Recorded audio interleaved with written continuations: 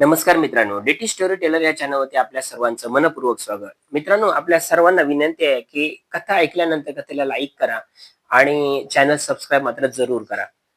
मित्रांनो, आजची ही गोष्ट मी तुम्हाला म्हणजे हा घडलेली जी घटना आहे ती 50 एक वर्षापूर्वी घडलेली घटना आहे आणि ती आज मी तुम्हाला सांगणार आहे. सह्याद्रीच्या कड्याकापारीमध्ये वसलेलं एक गाव होतं. त्या गावाची लोकसंख्या 350च्या आसपास होती. घरं होती गावामध्ये 80 ते 85. घरं म्हणजे कशी झोपड्या होत्या, काही दगडाची घरं होती, मातीची घरं होती आणि 80-85 घरं होती आणि त्यामध्ये त्या गावामध्ये एक जमीनदार होता आणि त्या जमीनदाराचा मोठा वाडा त्या गावामध्ये होता आणि तो जमीनदार अतिशय पैशाने श्रीमंत, धन-दौलत, ऐश्वर्य सगळं त्याच्याकडे होतं. परंतु अतिशय क्रूर असा त्याचा स्वभाव होता. कोणालाही मदत न करणं किंवा कोणालाही किंमत न देणं किंवा एखाद्याचा छळ करणं, त्या गावातल्या शेतकऱ्यांच्या जमिनी कशी हडप करणं, हे त्याचं सगळं काम होतं. त्यामुळे लोक त्याला मान-सन्मान देत फक्त त्याच्या भीतीच्या पोटी. कारण गावामध्ये त्याची दहशत होती म्हणून लोक त्याला थोडीफार किंमत द्यायचे, थोडेफार त्याला आदर द्यायचे. पण मनापासून हे सगळं गावातले लोक, गरीब लोक होते बिचारे, काबाड कष्ट करणारे, शेतीत काम करणारे, मोलमजुरी करून आपलं जीवन व्यतीत करणारे. तर त्या गावामध्ये त्या जमीनदाराची दहशत होती. गावामध्ये त्याचा एक वाडा होता. आणखी गावामध्ये साधारण 10-12 अशी कुटुंब होती, की त्यांची जेमतेम परिस्थिती ही चांगली होती. परंतु बाकीची सगळी जी गावातली लोकं होती किंवा जी कुटुंब होती, ती अतिशय गरीब होती. त्या गावामध्ये एक भीमा नावाचा धिप्पाड देह असलेला एक माणूस राहायचा. भरदार छाती, रुंद तोंड, भरदार मिशी, भुवया जाडसर, डोळे मोठे बटबटीत आणि पिळदार शरीर यष्टी आणि तो पंचा नेसायचा, धोतर नेसायचा, पंचा अंगावरती घ्यायचा, कधी-कधी जॅकेट घालायचा, डोक्याला मुंडासं बांधायचा आणि त्याची देह यष्टी त्या गावामध्ये असा त्याच्यासारखा धिप्पाड असा माणूस कोणी नव्हता. गावातले सगळे लोक त्याला टरकून राहायचे. गावातला जमीनदार तोही त्याला थोडाफार टरकून राहायचा. कारण मजबूत अशी शरीर यष्टी होती त्याची. त्यामुळे त्याच्या वाटेला गेलं तर 4-5 जणांना तर तो कसाच लोळवेल अशी त्याची ती ताकद होती, पिळदार शरीरयष्टी होती आणि म्हणून त्याला गावातले लोक, जमीनदार थोडेसे टरकून असायचे. आता त्या गावाच्या आजूबाजूला आणखी 3-4, 4-5 अशी गावं होती आजूबाजूलाच त्या सह्याद्रीच्या पर्वतरांगामध्ये. त्या गावांमध्ये एक अशी प्रथा होती किंवा रूढ होती म्हणा किंवा अलिखित असा नियम होता. तो तर काय होता, की समजा एखाद्याचा माणसाचा मृत्यू होतो आणि त्याला आपण अग्नी देण्यासाठी म्हणून स्मशानभूमीमध्ये घेऊन जातो. तर अशा वेळी त्यांची त्या भोळ्या-भाबड्या लोकांची अशी समजूत होती, की एखादा चांगला माणूस असेल, जो जनसेवा करतो किंवा लोकांना मदत करतो, अडी-अडचणीमध्ये लोकांच्या अडी-अडचणीत धावून जातो आणि लोकांशी सगळ्यांशी चांगलं वागतो, समाजामध्ये चांगलं वागतो. असा माणूस हा पुण्यवान असतो आणि अशा माणसाचा जेव्हा मृत्यू होतो, तेव्हा स्मशानभूमीमध्ये जेव्हा आपण त्याला अग्नी देतो, तेव्हा अग्नी देताना त्याला स्वर्गातून देवदूत येतो आणि त्याला स्वर्गात घेऊन जातो. कारण का? तर तो चांगला माणूस होता. चांगल्या प्रकारे आयुष्य जगला, लोकांची वेळी मदत केली आणि म्हणून त्याला देवदूत येऊन तो स्वर्गामध्ये घेऊन जातो. अशी त्यांची समजूत होती.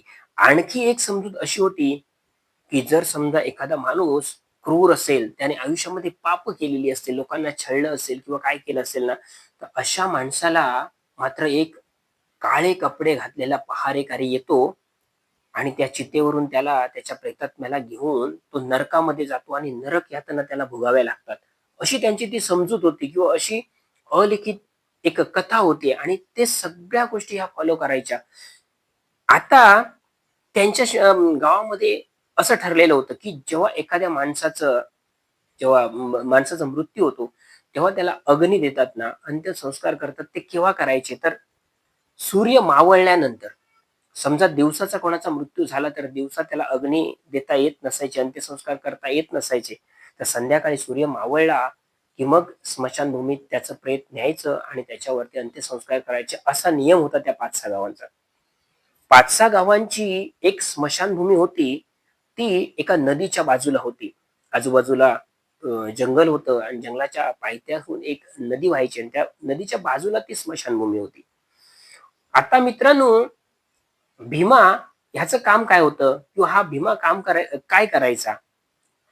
अतिशय धाडसी, धारिष्टवान असा तो मजबूत शरीरयष्टीचा माणूस, त्याचं काम होतं, की जेव्हा आपण एखाद्या व्यक्तीला स्मशानभूमीमध्ये अंत्यसंस्कार करण्यासाठी म्हणून संध्याकाळी किंवा रात्री नेतो, तेव्हा एखादा माणूस जर समजा त्याने पाप केली असतील, तर त्याच्या मृतदेहाला जेव्हा आपण लाकडांवरती ठेवून चिता रचून त्याला अग्नी देतो ना, तर ती चिता जेव्हा आपण अग्नी दिल्यापासून ती पूर्णतः जळून त्याचा कोळसा होईपर्यंत त्या चितेचं रक्षण करणं हे भीमाचं काम होतं.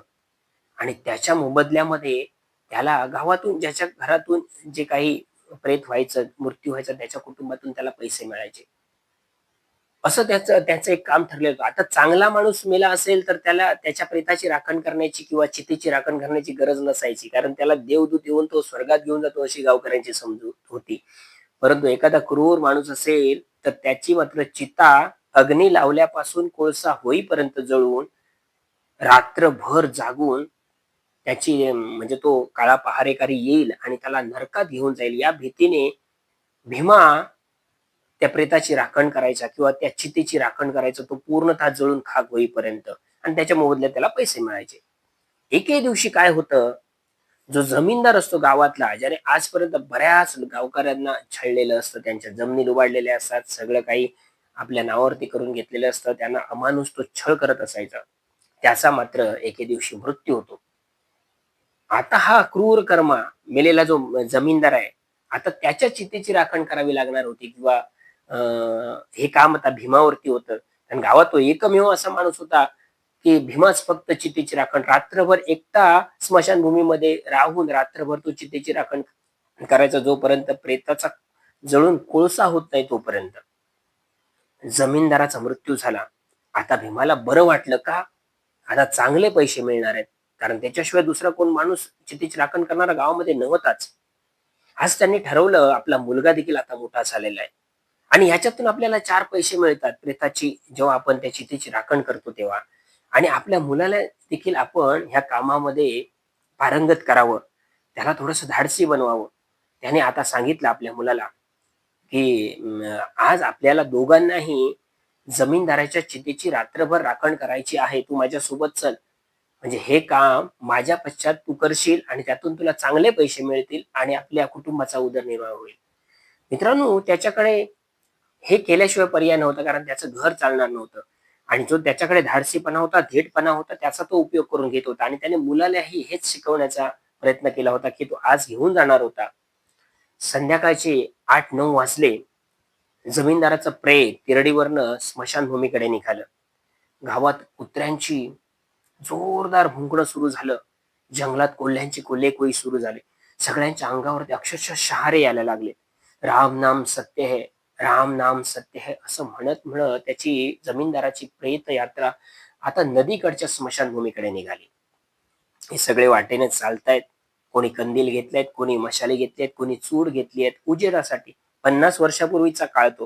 म्हणजे तुम्ही कल्पना करून बघा तेव्हाचा काळ कसा असेल.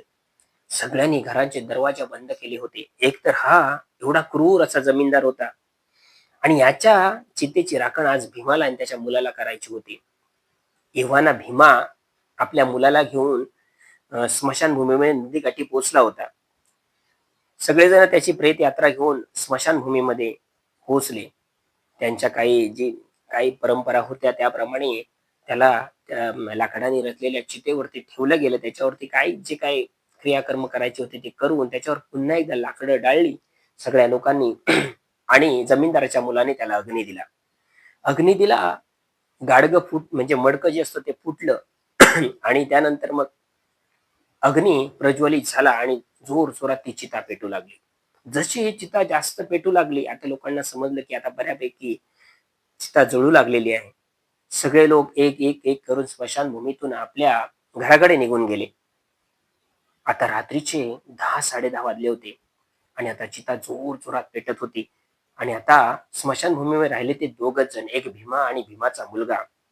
भीमा आपल्या मुलाला काही काही वेळाने साथ घालतोय, त्याला सावध करतोय, घाबरू नको हा, माझ्या पश्चात तुला हे काम करायचंय आणि या स्मशानभूमीमध्ये कसलीही भीती नाही. ही माझ्या हातामध्ये त्रिशूळ आहे ना, त्या त्रिशूळाच्या जोरावरती हे सगळं आपल्याला करायचंय. जे मी आजपर्यंत करत आलो, हे त्रिशूळ जोपर्यंत तुझ्याकडे आहे किंवा माझ्याकडे आहे, तोपर्यंत आपल्याला या स्मशानभूमीमध्ये कशाची भीती नाही. आता मुलगा हे सगळं ऐकत होता. तिकडे चिता भरभर, भरभर पेटते. त्याचा लाल भडक असा उजेड सगळीकडे पडतोय. एका खडकावरती चितेच्या समोर बसून भीमा आपल्या मुलाला धडे देतोय, की चितेची राखण कशाप्रकारे करायची. मित्रांनो, किती भयानक तिथलं वातावरण असेल. तो 20-22 वर्षाचा मुलगा आणि चितेसमोर बसून यांचं एकमेकाला शिक्षण देत आहे. भीमा मुलाला शिक्षण देतो, चितेची राखण कशी करायची असते. आता चित्ता पूर्णतः जळून खाक होईपर्यंत 4, 4.5, 5 तास तर लागतात. 11 वाजले होते. चिता पेटते आणि हे दोघांमध्ये संवाद चाललाय. कसं घाबरायचं नाही, कसं धीरिष्ठ राहायचं, कसं धीटवान राहायचं. कोणालाही घाबरायचं नाही. भूत, पिशाच कोणत्याही गोष्टीला घाबरायचं नाही स्मशानभूमीमध्ये, असं तो सगळं शिकवतो आहे.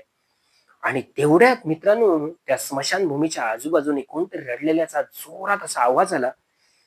जसा आवाज आला, भीमाचा मुलगा घाबरला. त्याने आपल्या वडिलांचा म्हणजे भीमाचा हात गच्च धरला आणि म्हणलं, बाबा कोणतरी रडतंय स्मशानभूमीमध्ये. भीमा म्हणाला, तू घाबरू नकोस.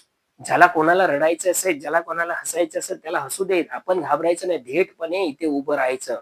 कुठेही पळून जायचं नाही, घाबरायचं नाही. मनामध्ये कोणतीही गोष्ट अशी वाईट आणायची नाही, की आपल्याला इथून जायचंय किंवा आपण आता घाबरलो आहोत. मुलगाने घट्ट हात भीमाचा धरलाय. तू घाबरतोय, मला बाबा भीती वाटते. तेवढ्यात त्या स्मशानभूमीच्या आजूबाजूला कोणतरी सतत एक काळी कुट्ट अशी आकृती आजूबाजूला फिरते. इकडून तिकडे, इकडून तिकडे जाते अशी भीमालाही दिसते. परंतु भीमा सांगत नाही ह्या सगळ्या गोष्टी, कारण हे अनुभव त्याने आजपर्यंत घेतले होते. आणि आज पहिली अशी वेळ होती, की मुलगा त्याच्यासोबत होता. मुलगा सांगतोय, बाबा कोणतरी काळी कुट्ट आकृती त्या चितेच्या आजूबाजूने इकडे तिकडे जाते. मला आता भीती वाटते. आपण घरी जाऊया. भीमा म्हणतो, नाही घाबरून चालणार. हेच आपलं काम आहे आणि काम अर्धवट टाकून गेलो तर उद्या पैसे मिळणार नाहीत जमीनदाराच्या कुटुंबाकडनं. आणि पैसे मिळाले नाही तर घरात खायचं काय. आता भीमाच्याही मुलग्याने थोडासा मनाशी असा थोडासा चंग बांधला, की नाही घाबरून चालणार. आपलं घरच ह्या सगळ्या गोष्टींवरती चालतंय, तर आपल्याला नाही घाबरून चालणार. आपल्या वडिलांप्रमाणे आपण धीट राहिलं पाहिजे. या चितेची राखण जोपर्यंत ते जळून खाक होत नाही तोपर्यंत केली पाहिजे. ती का करायची होती, तर कोणतरी काळे कपडेवाला पहारेकर येणार होता आणि त्या क्रूर अशा जमीनदाराच्या प्रेतात्म्याला घेऊन नरकात जाणार होता. म्हणून ती राखण त्याला करायची होती त्या कुटुंबाच्या सांगण्यावरनं. आता मित्रांनो, मात्र वेगवेगळ्या हालचाली त्या स्मशानभूमीच्या आजूबाजूला ती चिता पेटते तिथे ह्या दोघांनाही जाणवू लागल्या. आता ती राख पेटून पेटून असे थोडेसे निखारे खाली पडत होते किंवा राख खाली पडत होती. आणि ती राख पडलेली असताना कोणतरी असा वाऱ्याचा असा थंड असा झोका आला. या दोघांच्या अंगाला स्पर्श झाला. अंगात काय होतं, त्याच्या मुलाने घातलेला तो सदरा आणि नुसता पंचा फक्त आडवा भीमाने अंगावरती टाकला होता आणि तो पूर्णतः उघडा होता. जशी थंड वाऱ्याची झुळूक या दोघांच्या अंगाला स्पर्श केली तसं अंग थंडगार पडल्यासारखं झालं. जसं बर्फ अंगाला लागल्यानंतर जसे शहारे येतात अंगावरती, तसं दोघांच्या अंगावरती शहारे आले. हा म्हणतोय, बाबा असं अचानक काय झालं, थंड वाऱ्याची झुळूक आली आणि अंग थंडगार पडल्यासारखं झालं. भीमा म्हणला, काही घाबरू नकोस. इथेच धीटपणे त्या समोर जळणाऱ्या चितेकडे पाहत राहा आणि तिथली जी गरमी आहे, तिथली ऊर्जा आहे, ती अंगात साठवण्याचा प्रयत्न कर. किती भीतीदायक वातावरण असेल तिकडचं त्या वेळी, जो हा प्रसंग घडतोय तिकडचं. मित्रांनो, असं म्हणताना वाऱ्याची एक झुळूक आली त्या आणि जे प्रेत जळत होती, जी चिता जळत होती ना, त्याच्या भोवती असं गोल गोल गोल असं रिंगण त्या राखेचं तयार झालं आणि अशी गोल गोल गोल गोल गोल गोल अशी राख फिरून फिरून फिरून अशी आकाशात जायला लागली. ह्या दोघांनी आता हे दृश्य पाहिल्यानंतर मात्र आता घाबरले दोघेही. आता मात्र भीमाने मुलाचा हात घट्ट धरला आणि हृदयाशी असा कवटाळून धरला आणि म्हणाला, बेटा घाबरू नकोस हा. आपलं आयुष्य हे घाबरण्यासाठी नाहीये. आपल्याला ह्या सगळ्या गोष्टीचा सामना करायचा आहे. दोघेही त्या खडकावरती बसून पाहतात, की असं ते राखेचं रिंगण तयार झालं आणि असं गोल गोल गोल गोल फिरत वर जायचं. परत ते रिंगण असं गोल गोल फिरायचं तिथे भोवती आणि पुन्हा वर जायचं. आता दोघेही त्या चितेकडे पाहतायत. एवढ्यात आजूबाजूला कोल्ह्यांची कोल्हेकोई जोरदार सुरू झाली. जोरदार सुरू झाली. म्हणजे त्यांचा तो किळसवाणा आवाज, कान कर्कश असा आवाज कानाला अतिशय झोंबत होता. तिथलं वातावरण ते आता भयानक आणि खतरनाक वाटू लागलं. आता एखादा प्रसंग असा होईल, की आपल्या जीवावरती बेतेल असं दोघांनाही वाटत होतं. एवढ्यात मित्रांनो काय झालं, आता चिता 3-3, 3.5 तास तर पेटत होती. पेटत असलेल्या त्या चितेतून, त्या रचलेल्या लाकडातून ते लाल अशी बुंद झालेली ती सगळी लाकडं, ते निखारे तयार झाले होते. त्याच्यातून जो जमीनदाराचा सांगाडा होता ना हाडांचा, तो असा घसरली लाकडं आणि तो खाली पडला येऊन चितेच्या. चितेच्या खाली पडल्यानंतर त्याचा तो जबडा शिल्लक राहिला होता. म्हणजे आता बऱ्यापैकी त्याचं शरीर जळालं होतं आणि तो जबडा असा असा हलत होता आणि तो हलतानाचा जबडा आणि ते पडलेला तो सांगाडा पाहून दोघांच्या काळजामध्ये धस्स झालं. जसं धस्स झालं तसं त्रिशूळ बाजूला ठेवलेलं, म्हणजे ते त्याचं वंश परंपरागत त्रिशूळ त्याच्याकडे होतं. त्याच्या आजोबांनी बाबांकडे दिलं होतं, बाबांनी भीमाकडे दिलं होतं. भीमाने ते त्रिशूळ मात्र आता हातामध्ये घेतलं, जे बाजूला ठेवलेलं त्याने खडकाच्या ते हातामध्ये धरलं आणि जो सांगाडा पडलेला आहे त्याच्या बोट हलतायत, म्हणजे ती हाडं हलतायत, त्याचा जबडा असा हलतोय, जबडा हलतोय आणि त्याची मान, त्या जबड्याची जी कवटी आहे ती अशी हलते. असं ते विचित्र असं दृश्य आता त्याला दिसू लागलं भीमाला आणि त्याच्या मुलाला. आता भीमाच्या मुलाला हे सगळं पाहत नव्हतं. त्याने वडिलांच्या छातीवरती असं डोकं ठेवलं आणि तो रडू लागला. आता मात्र भीमाला खूप वाईट वाटलं, की आपण हे सगळं भोगलं. आपण हे सगळे आपलं कुटुंब चालण्यासाठी म्हणून ह्या सगळ्या परिस्थितीत आपण गेलो आणि आज आपल्या मुलाला देखील हे करायला आपण सांगतो, याचं त्याला खूप दुःख झालं.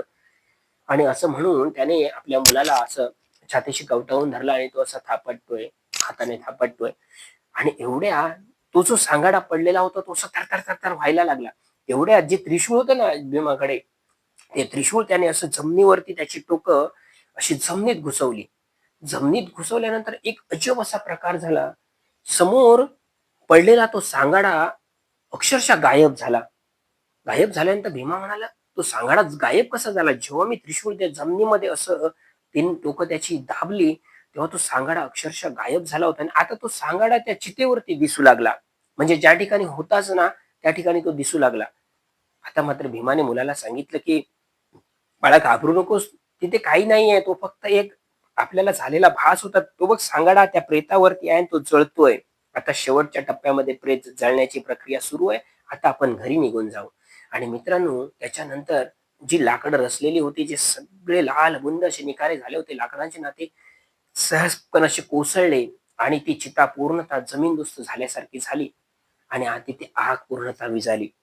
आता मात्र भीमाने मुलाला सांगितलं, की "चल, आता आपलं काम झालंय. आपल्याला घरी जायचंय. आता उद्या आपल्याला चांगले पैसे मिळतील. त्यातून आपण काहीतरी घरी खाण्यासाठी काहीतरी वस्तू घेऊन येऊ. काही कडधान्य, अन्नधान्य काहीतरी घेऊन आपला दिवस चांगला जाईल किंवा आपले पुढचे दिवस चांगले जातील. आपलं हेच काम आहे." आणि दोघेही आता 5-6च्या 5:30 5-6च्या दरम्यान दोघेही घराच्या दिशेने यायला निघाले. मित्रांनो, परंतु हे घराकडे येत असताना मात्र भीमाच्या मनामध्ये सारखी ही गोष्ट येत होती, की आपण आपल्याला मुलाला देखील हेच करायला लावतोय किंवा ह्याचं त्याला दुःख होतं, की जे आपण आजपर्यंत भोगलं किंवा आज आपण हे जे काम करतोय फक्त कुटुंब चालवण्यासाठी, तर ते आपल्या मुलाला करायला आपण लावतोय किंवा त्याच्यावरतीच ते सगळं आपण म्हणजे त्याने करावं अशी जी इच्छा व्यक्त करतोय, की आपल्या मनामध्ये आहे ती खूप वाईट आहे, असं त्याला आता कळून चुकलं होतं. आणि मुलगा मात्र खूप घाबरला होता. तो म्हणत होता, की "बाबा, मी मात्र कधी चितेची राखण करणार नाही. मी शिकणार, मी मोठा होईन, मी कुठेतरी नोकरी करेन, परंतु ह्या सगळ्या गोष्टी मी करणार नाही." भीमाने आता मुलाचा हात घट्ट असा धरला होता. छातीशी कवटाळून धरला होता आणि दोघेही आता घरापर्यंत पोहोचले होते.